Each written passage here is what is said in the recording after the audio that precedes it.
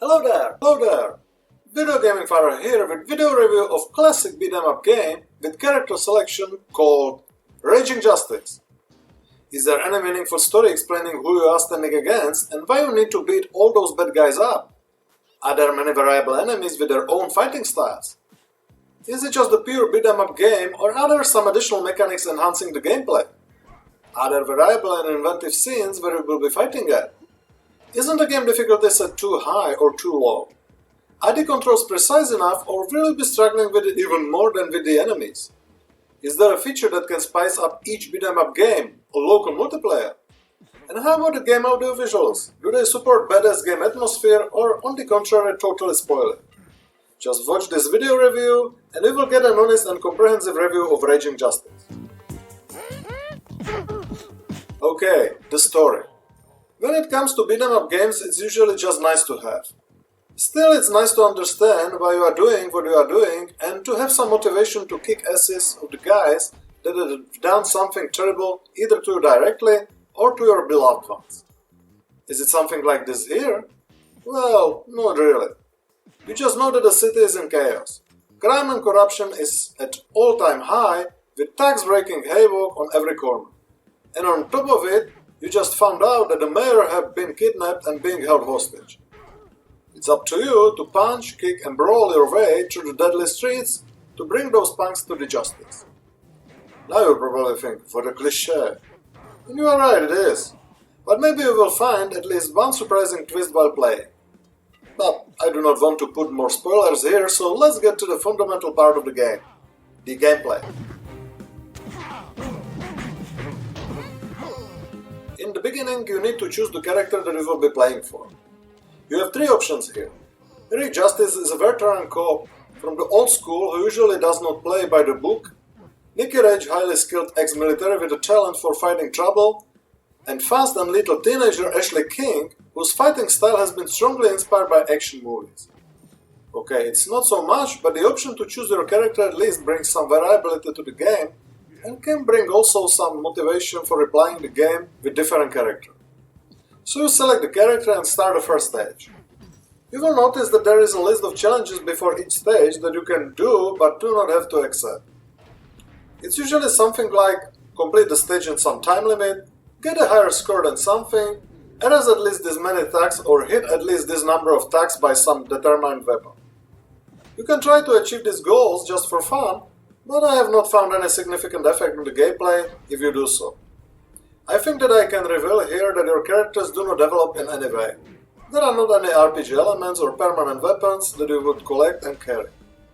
Which is a shame as it could be definitely bring some enhancements to the gameplay. So, how is the game played? The first stage, or at least its beginning, serves as a tutorial where you learn how to use the basic punches and kicks and their combination that can allow you to perform some combos that can cause a bigger and wider damage to your enemies. You will also learn how to use the environmental objects like dustbins, traffic cones, or barrels interactively by throwing them at your enemies. There are also weapons that you can use temporarily against the enemies like knives, baseball bats, hammers, axes or shotguns.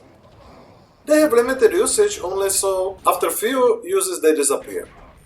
The use of weapons brings quite a satisfactory feeling to the game as they can eliminate most of the enemies by just one hit, unlike melee, and the signs like home run or timber when you eliminate the enemy by baseball bat and axe help to build a badass game atmosphere. What I have found a little negative here is that their placements are quite irregular. Sometimes there are many of them in each screen, while sometimes there are almost no weapons in the whole stage. And sometimes I was really desperately waiting for them because of another feature of the game. You are usually badly outnumbered by the enemies in each area. The thing is that unlike in many other beat-em-up games, the enemies are not approaching you one by one, giving you some space to breathe between the fights. But here it feels like everyone is going after you at the same time, and once you are surrounded by several enemies, it is hard to get out of continuous surge of hits. You can use some combos like super attacks, which sometimes helps, but sometimes not. There are also the guys with the dynamite with devastating effect on your health if you are in the center of an explosion.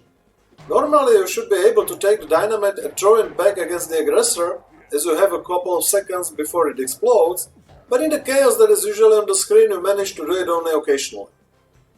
Hitting the guys on the motorcycles is even bigger challenge without some proper weapon. I guess it's also caused by not so precise hitboxes. You can also arrest the opponents when they are dizzy, it's indicated by the stars rotating above their heads.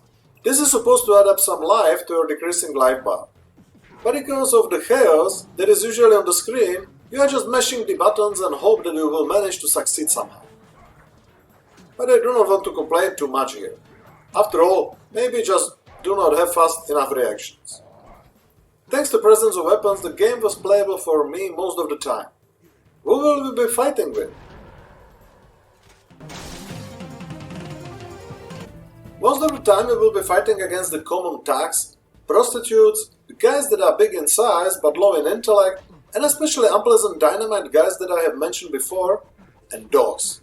If they start hitting you, you are not able to fight for a couple of seconds. There are not so many types of enemies, but thanks to the different clothes and various weapons they can carry, it feels like there are more of them, so I would say that is sufficient. At the end of each stage there is a boss battle. You will be fighting against super fast purple dressed pimp who is vulnerable only when needs to take a break, a giant guy in a BDSM costume, or a giant two-headed circus creature. The boss battles spice up the gameplay a little bit, but they are not too difficult. In general, the variability of enemies could be even better, but it's definitely not a disappointment. As for the environmental variability, you will find yourself in typical game control streets, a bar, junkyard, abandoned pier, or circus, so it's not so bad either. Now let's have a look at the game difficulty and controls. You can choose from 4 levels of difficulty: casual, wimp, normal, and tough guy. As I am not very experienced beat-em-up player, I chose wimp difficulty, and most of the time the game was challenging and not frustrating for me. Your hero's health bar is quite long, you have 3 lives and 9 credits allowing you to continue when you are out of lives. There are also various types of foods dropping from eliminated enemies from time to time that can refill part of your health, and quite a lot of weapons that can be used to quick elimination of the enemies. All of this balance the elements that make the game unnecessarily difficult, like no time to take a breath between the enemies, slowness of your character, and strange hitboxes sometimes. As for the controls, it's quite easy, just move and keys, kick, punch, jump, grab, and the various combinations of stronger attacks. I have played the game on Xbox controller, and most of the time the character under my control was doing what I intended to do.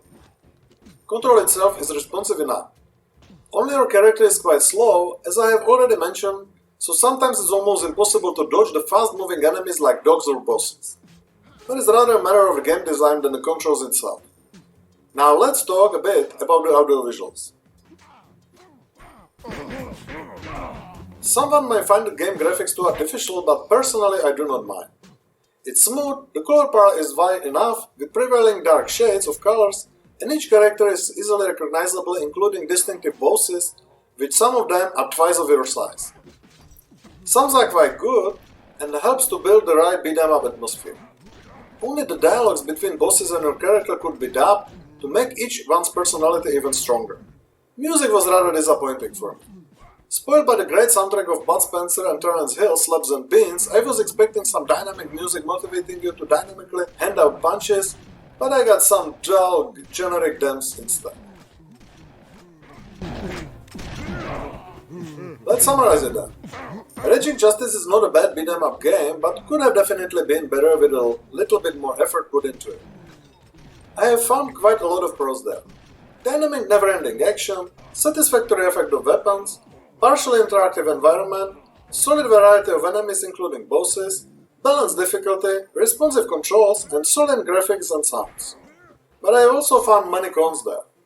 That everyone is going after you at the same time, logic which is almost does not give you a chance to think through your attacks, slowness of your character, strange hitboxes sometimes, absence of any character development or something else that would enhance the gameplay, and generic music. Raging Justice costs €13 on Steam, and this time I would recommend waiting for at least 50% discount. Is Raging Justice suitable for family playing? Well, it contains local multiplayer, which is another plus, by the way. The stages are short and the gameplay is dynamic enough, so the answer is yes. But only with older children because of the violent character of the game. I would lie if I say that I would not have enjoyed the game, but it would be even more enjoyable without some controversial decisions that spoil the gameplay. I am giving Raging Justice thumb up and Video Gaming Father's index 7- out of 10. Recommended with some discount. Thank you for watching my Raging Justice video review. If you like it, please do not forget to thumb up this video and also to subscribe my Video Gaming Father's channel. Hope to see you soon!